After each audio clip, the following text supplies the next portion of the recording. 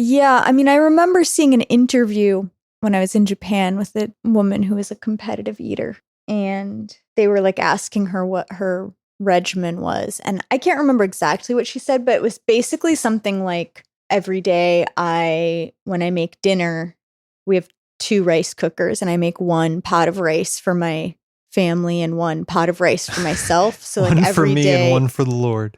Every day I eat a full big pot of rice. But the thing about competitive eaters is like, I mean, maybe some of them get into it because they're inclined to eating more, but it's like you have to work your way into it. Like the competitive eaters who are very good didn't start off like that. So like they must have a technique. Well, that was her technique, was to eat a very large volume regularly. But how do you get into that? Well, I'm sure she worked her way up like, to it. Like, do you eat 1 additional grain of rice every day?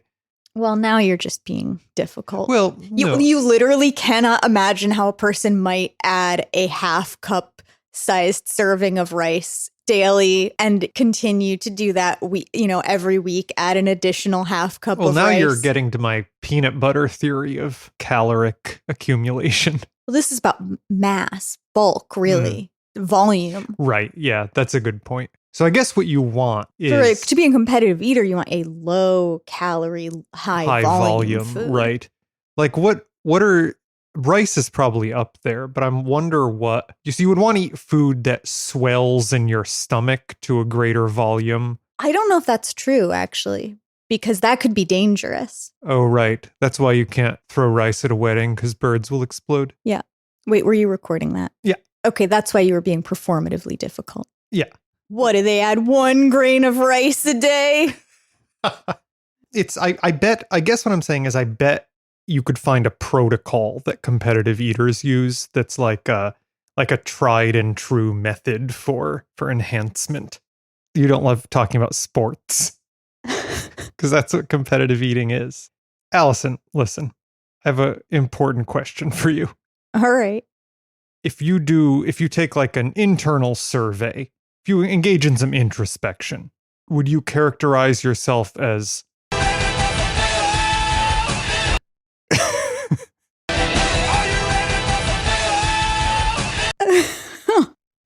I don't want to watch any football. Is it because you don't like CTE as much as I do? Well, yeah, I mean, for one thing. Look, I've been really conditioned to be fine with / embrace CTE by my love of professional wrestling. Which one is the guy that murdered his family? Wait, which wrestler or which football player? Well, I meant because there definitely are both. I think there are several in both of those groups. The wrestler you're talking about is Chris Benoit. Right, yeah. Who the WWE has erased from their record as much as they possibly can. Like they've cut his clips out of their like video on demand. They'd really have tried to whitewash it. He is one of 2, this is neither here nor there, but he's one of like 2 people to win the Royal Rumble, having entered from the number 1 position in the Royal Rumble. And the other one, I want to say is like Shawn Michaels or something. The sexy boy, Shawn Michaels, who sings his own song about being a sexy boy. I know I promised you I wouldn't play any more clips, but might have to take a quick listen to that. So every year at the Royal Rumble, when they're like, the announcers are talking about the history of it, they say, only 2 people have won the Royal Rumble, entering at the number 1 slot. One of them is Shawn Michaels. And then there's like a pregnant pause where they just do not elaborate on that any further. Why don't they just not set themselves up for that moment? Great question. But I feel like I guess that's their oblique way of acknowledging him, even though his name has been memory holed officially. Yeah, that's true. I think the number of football players who have murdered their own families is too high to count.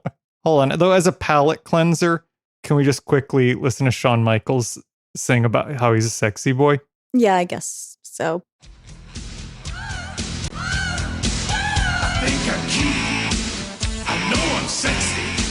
I've got the look that drives you go wild. I've got the move that really I said chill. Up and down there's fine. I'm just a sexy boy. I'm not your boy toy. I'm just a sexy boy. I'm not your boy toy. Yeah, I mean, that's a pretty good song. I was trying to remind myself of the name of that NFL player who was like also enrolled in a PhD program in math at MIT. Uh, I think he came out really basically saying, I don't believe the science is there yet, so I'm willing to keep rolling the dice with CTE. And then at some point he was like, okay, I'm convinced. I quit football. Bye. oh, yeah. I remember that. Yeah, just immediately Yeah. upon being convinced, he was like, I'm sorry, I'll never do this again, even once more. Yep. Anyway, we're not even getting into the ones, football players who are themselves murderers. There was Aaron Hernandez. He won the Super Bowl, I think. He killed like maybe a bunch of people. Wait, ex-NFL player Philip. I just Googled football player murderers and I'm reading the first page Wow. of Google. Ex-NFL player Philip Adams murdered 6 people and then killed himself. He had CTE. Anyway, it's the day of the big game, folks. Well, you know that's not true. That I do. You're right. You're right. And I appreciate the correction. Because when you ask Siri who won the big game, Siri responds with the result of the Cal versus Stanford game Which, whatever the most recent version of that one is, was, yeah. which I guess is known. Well, you used to like to ask Siri at regular intervals, When is the big game? No, you would ask, what's the score in the big game? And Every time I would tell you, you would say, this is cool because it's telling me the score for some sport that I don't know or care about, but must be the biggest game of the day. And I would say, no, it's a very specific football game, and it's telling you the same score every time. And it took quite a bit to convince you that this is true. What I thought that Siri was doing was analyzing all the sports that were playing on that day and reporting the score of whatever the biggest game was was happening that day. You were just giving Siri too much credit. Yeah. That's like a Star Trek computer answer to a question. AI is not there at this point. But yeah, the big game is the game between California and Stanford, not the Super Bowl. But anyway, it's Super Bowl Sunday. I guess I'll make some dip later. Will you make an appropriate amount of dip for 2 people, or will you make an appropriate amount of dip for like 12 people? And then eat it and then get violently ill like that time. Like our first Super Bowl. It was our first Super Bowl. You might remember that our first Super Bowl was the one where Missy Elliott made a triumphant return. I sure do. To do a halftime show. Yep. And I got I think I got in a big plastic bag that I a big black plastic bag to try to simulate the classic Missy Elliott outfit. Yep. From Superfly? Yeah, from Superfly. From The Rain, I guess, is the Rain. The Rain. I can't stand the rain. I do remember that. I remember that well. It's a good day, but then I ate too much dip. Do you want to tell people what kind of dip it was that you made? Well, I Googled what is a good Super Bowl dip. And the answer was they wanted me. Yeah, they made you do it. It was a cannoli dip where I made essentially a cannoli filling based dip. And then I ate a lot. Denser than a normal cannoli filling. Like you would think a dip would maybe be even a little less dense, but this was very dense. Yeah. And it had chocolate chips in it. Yeah. And you made like a 12-person sized bowl of it. Yeah, I ate a lot of it. And then you ate it until you became so sick that I think you wept. Yeah, I think I did cry because of how sick I felt. Wow. That was when you had only known me for, I guess it was 6 months, 6 maybe. months. And you really accepted it. You accepted that aberrant behavior. You should have put a stop to it then. I'm still making dips to this day. It's city business. It's city business. business. All right, we're recording again on Super Bowl Sunday. It's the early afternoon. It was a pretty overcast day. We've had a bunch of rain, but the sun has now come out. There's starting to be some murmurings in our garden. Allison, what is in the garden? Then let us cultivate our garden. It's the only way to make life endurable.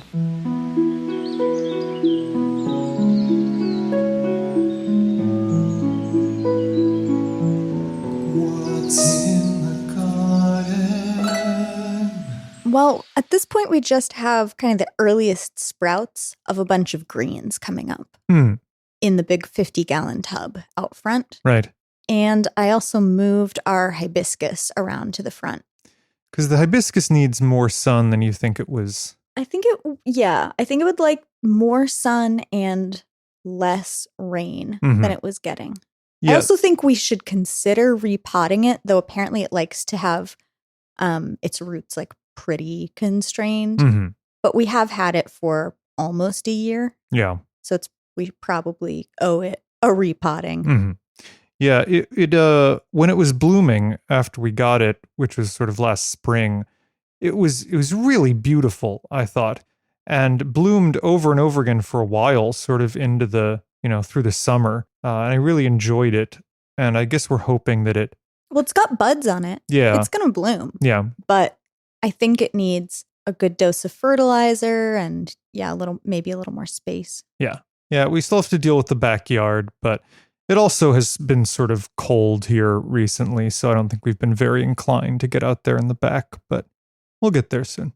All right, well, today's catalog is the final episode of a 3-part mini arc on a series of catalogs owned by Jung Seeds that we have described alternatively as zombie catalogs, or better yet, as Allison termed them, ghost catalogs, like ghost restaurants.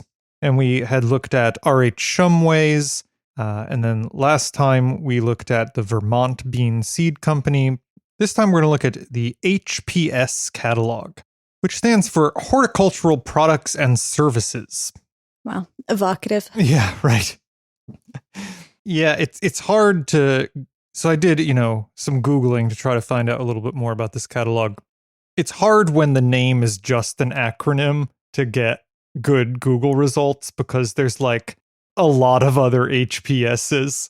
There's HPS International, which manufactures hydraulic cylinders. That was I was having problems keeping out of my Google results. There's also the Hardy Plant Society HPS, which because it's also like plant-based was extremely hard to keep out of my Google searches.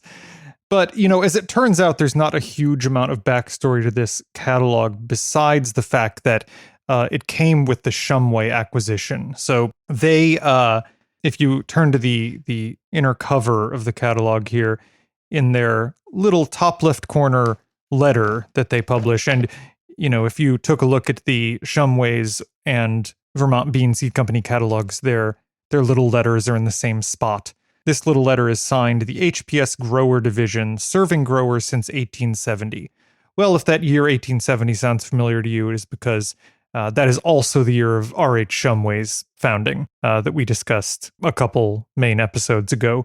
So this came along with the Shumway acquisition. It's not exclusively for commercial growers, like it's definitely also branded towards home gardeners, but it sort of was initially the commercial wing of R.H. Shumway's. I would say it's fairly flower heavy, or it's not flower heavy, it's flower forward, I would say, but it has a substantial vegetable seed collection as well. Its design definitely has a more commercial tilt to it. Allison, what do you think about the cover of this catalog?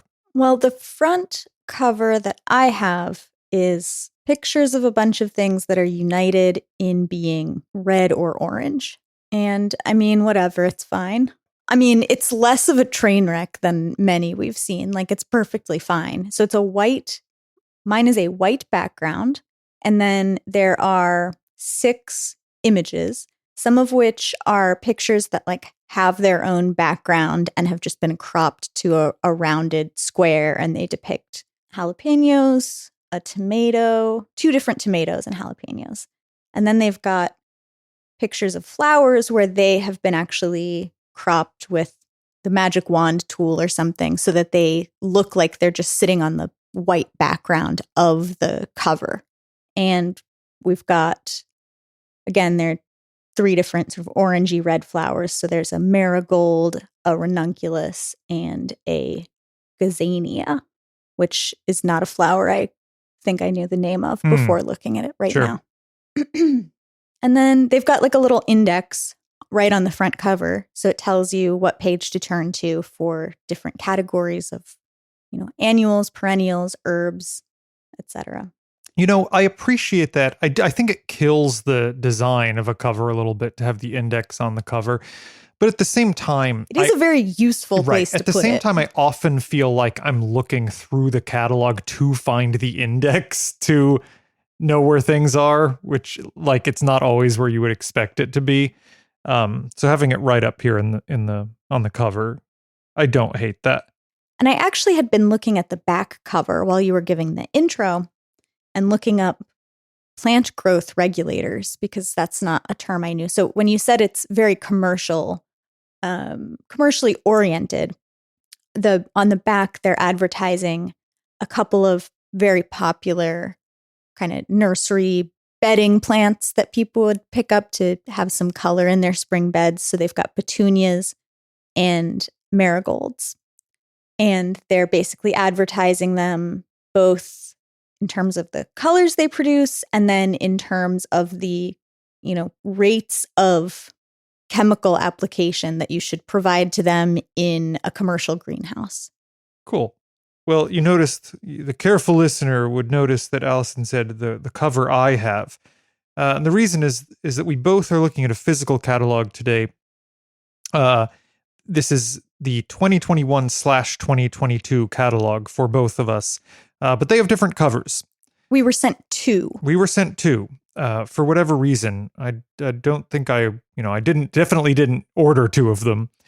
But we were sent 2 of them. It's like that thing where Netflix shows people different cover photos for the same show to see which one they like. Well, yeah, this gets at a question I have, which is, it is not unusual for seed catalogs to have multiple covers. I have found for the same year and the same season even.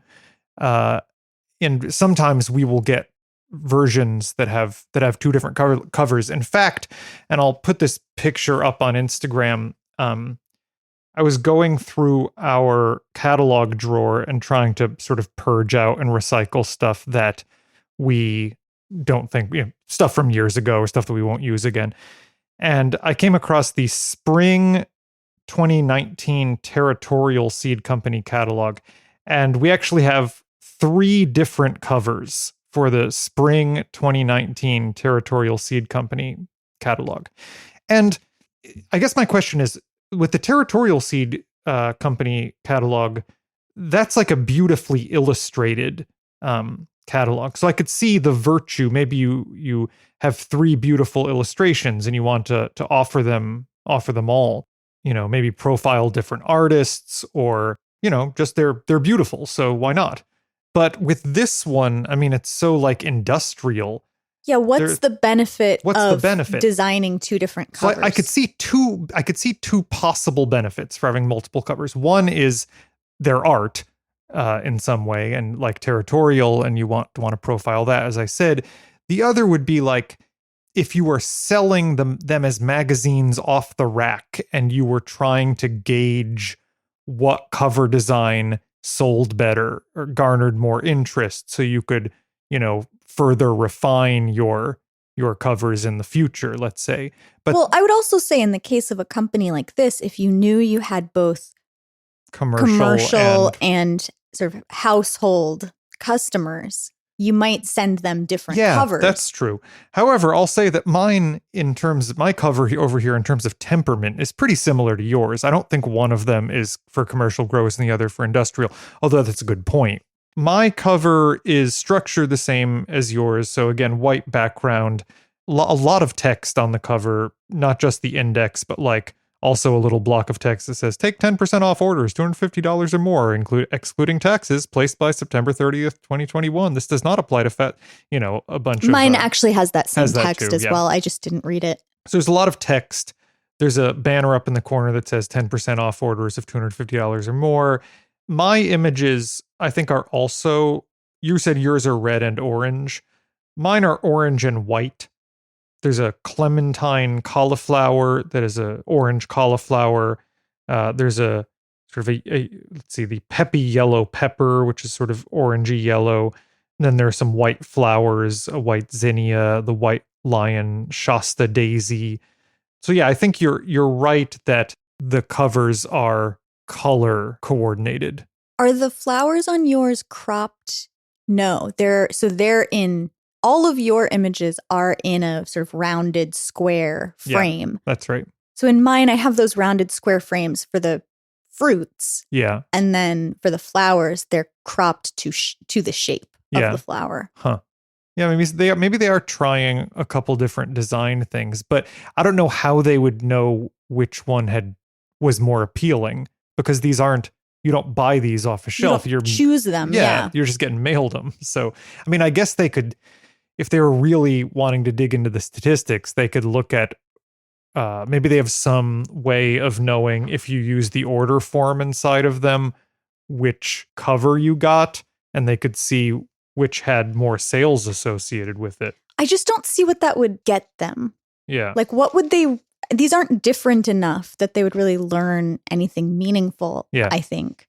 Yeah, it's pretty baffling. I would be interested if anybody has any ideas about why this is. And it is not just these two companies that I mentioned. A lot of seed companies have multiple covers. Sometimes magazines like People magazine has like different covers for a bunch of their different people of the year or whatever. But again, this is stuff you're buying off the rack, not stuff you're being sent. So I don't know, it's a puzzle. Yeah, I just did like a little search to see if there was some obvious. Sometimes when you have a question like that and you just sort of search it, it turns out someone else has wondered it too, but I've not immediately found an answer that's like, here's why a mail order company would send you 2 catalogs with different covers. Yeah. All right. Well, what do you think about how this is laid out internally?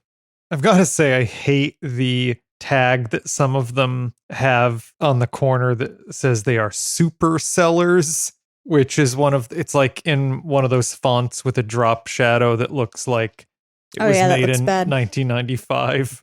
It's a really heavy shadow too in back.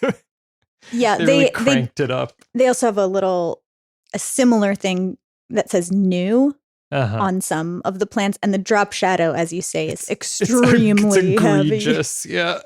They also have some entries in the catalog are like highlighted in yellow, I guess to trick you into thinking that you highlighted that so that you would. Yeah, you know what? That's a great point. I mean, I think it's perfectly serviceable. I just opened up to page 66, 67, which is cantaloupes and muskmelons and the beginning of pumpkins. And it's uniformly a 3-column design. Each page has 3 columns. They're the same width. They have a fairly generous amount of space between the columns.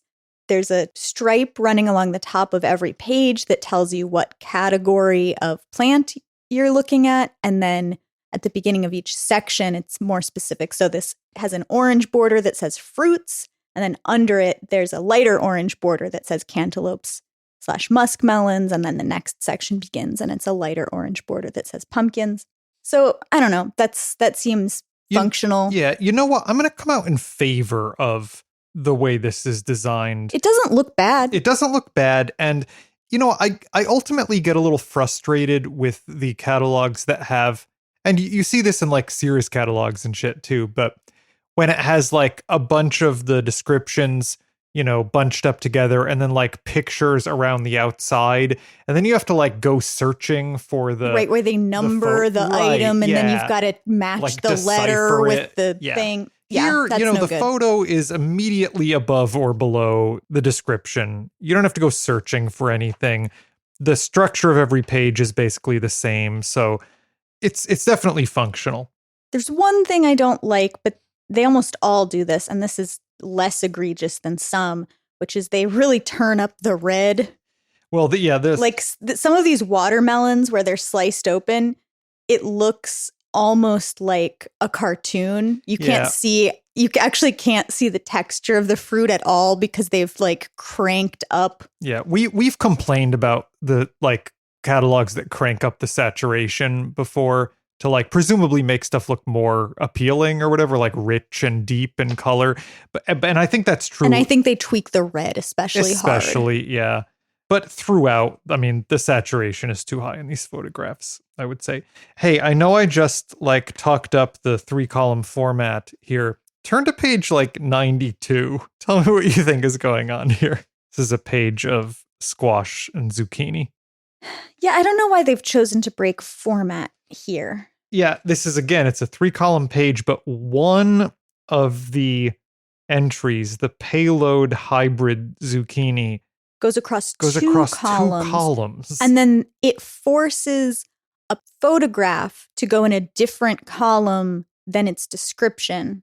The pool ball mix hybrid, the photo is in the far right column, but the description is in the center column, which I assume has something to do with this kind of weird layout that they've got going on. Whoa. I'm very interested on this page so this catalog is full of hybrids, obviously. I'm very interested in this pool ball mix, which is their spherical zucchini. Yeah, they're cute little round zucchini. I've never heard or seen of that before. The image they have, they're like queued up in the pool triangle that you use to get all the pool balls arranged. I'm sure there are words for all those things that I don't know, but they're arranged inside one of those triangles for billiards, but they're all spherical. That's so neat. Do you want to read that description? Sure. Pool ball mix hybrid. A unique, colorful mix of small round zucchinis. Mix includes 1 ball, bright yellow, cue ball, pale green, and 1999 AAS winner 8 ball, dark green. Flavor is best when fruits are harvested at 2 to 3 feet in diameter. High-yielding 2 to 3 foot bushy plants have an upright, open habit. Both 1 ball and cue ball are resistant to watermelon mosaic virus and zucchini yellow mosaic virus. Do you think spherical zucchini are more or less wet than cylindrical zucchini? Oh, I assume they're similar. Maybe a little less wet. Here's another interesting shape for squash. It is under the type of it is the scallop type. It is the lemon sun hybrid. Uniform bright yellow scalloped patty pan type fruits have no green on the blossom end. Fruits are sweet, tender, and can be harvested as a baby vegetable with the flower attached, or when allowed to fully mature at 4 to 5 inches.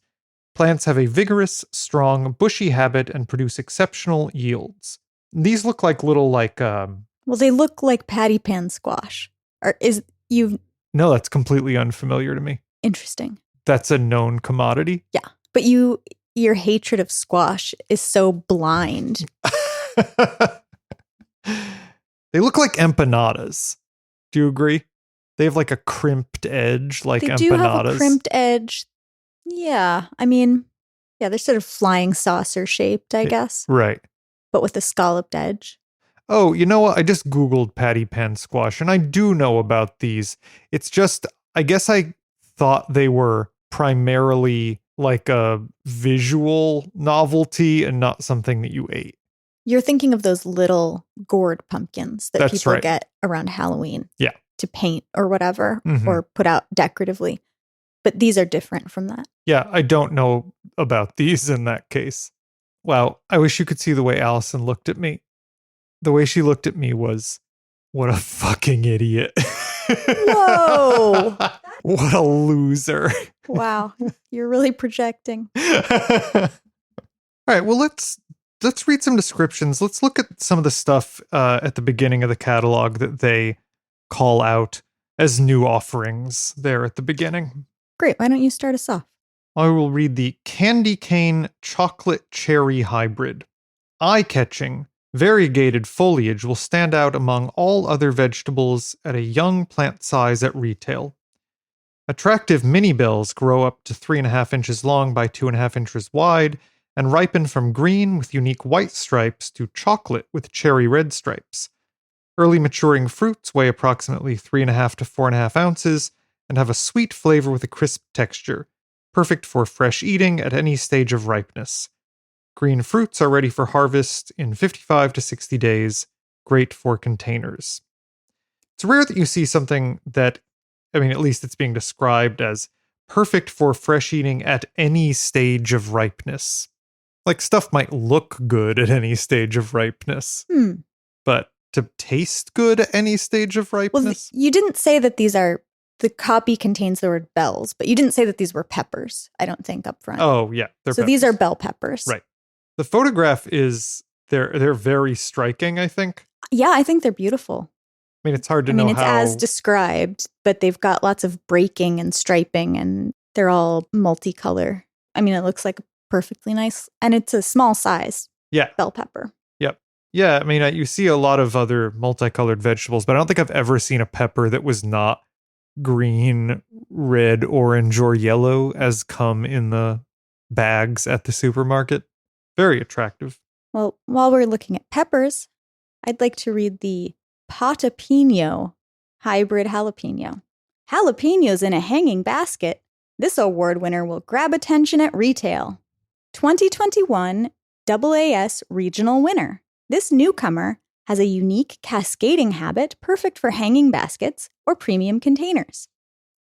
Early maturing 3 to 4 inch fruits hang down beneath the plant for easy harvest. Yet another unique trait. Green fruits have a traditional spicy flavor in 45 to 50 days, or left to fully mature to bright red, they have a sweet, mildly hot flavor at less than 500 Scovilles.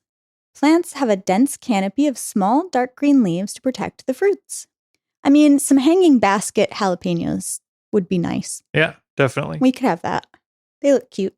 You know, for all, like, obviously, everyone loves an heirloom, but what this catalog, as I'm flipping through it, is making me realize is that the names for hybrids are so much fucking funnier than the naming practices for heirlooms. I mean, maybe because most of them have only been made recently, so they have modern sensibility to their naming practices, but a lot of fucking funny ass hybrid names. We'll read some of them in the short for this week, but there are tomatoes. There is the Better Boy tomato, the Better Boy Plus tomato. There is also the Best Boy. So there's Better Boy and Best Boy.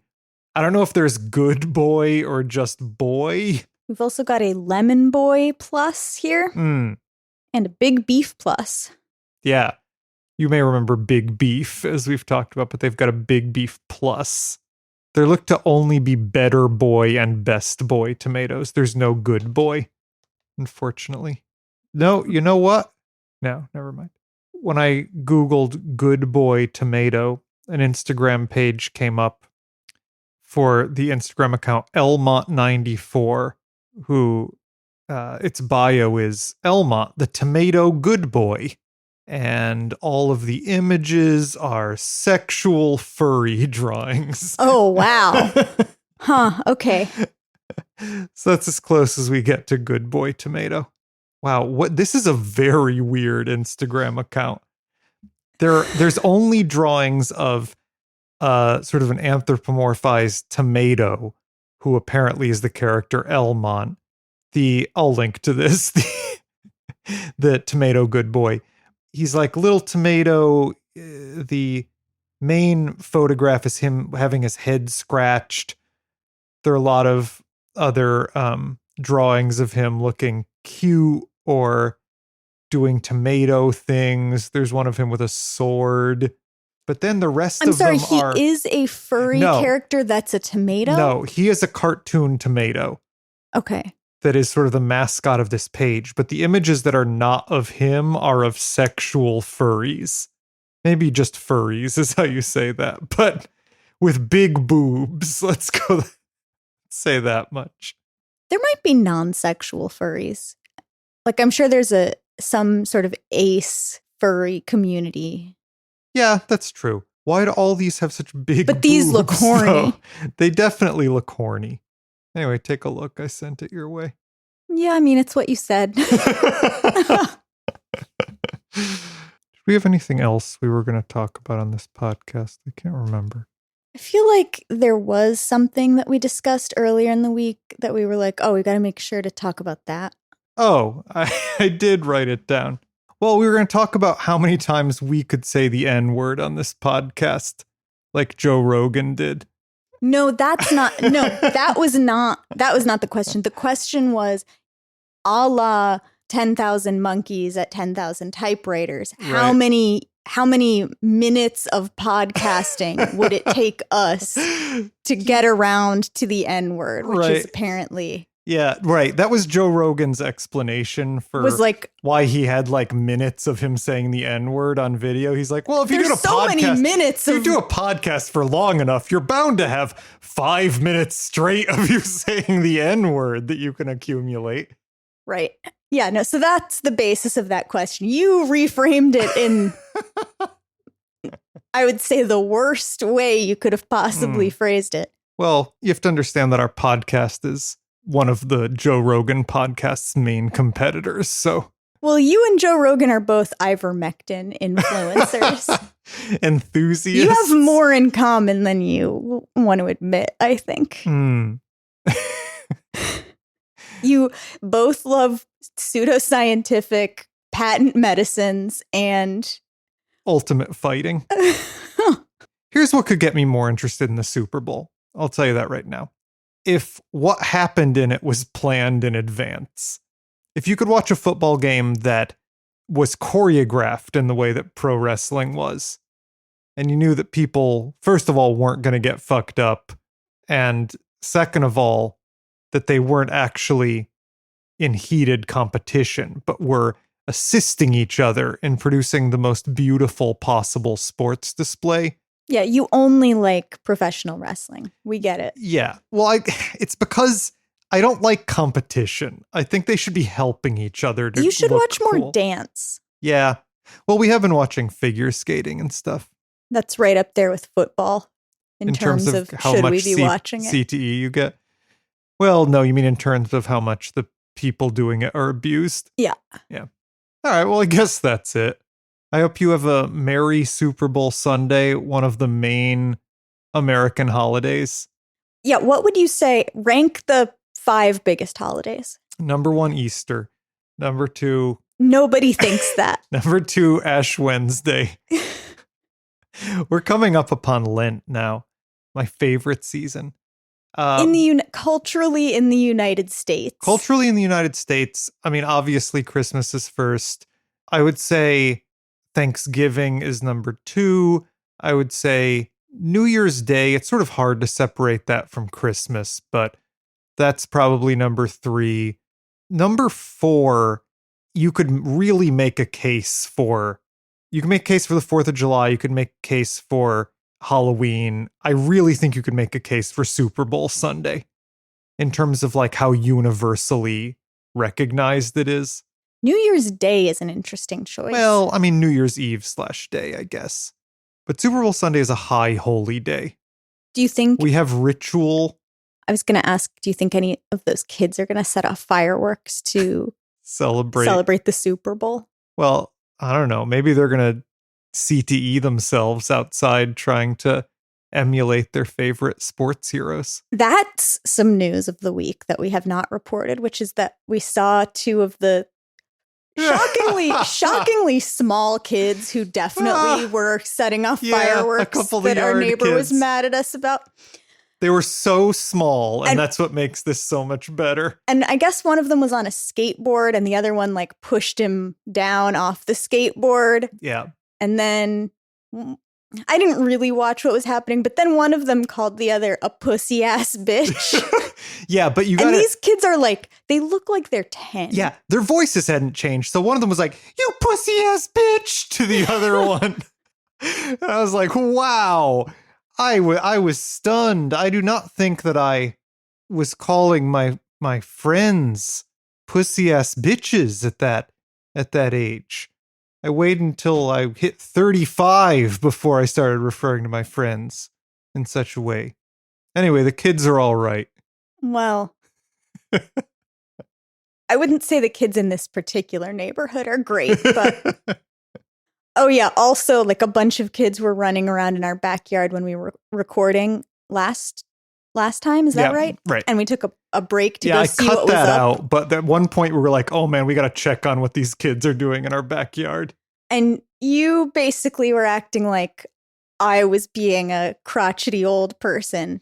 But then after the kids ran away, I went out there to do some gardening a few days later, and I found... It was like Michelob Light or something horrible like that. It's actually still out there. If you look out the window, I think you can see it. It might be like Bush Light or something. There's some unopened the lowest can. form of beer. Yeah.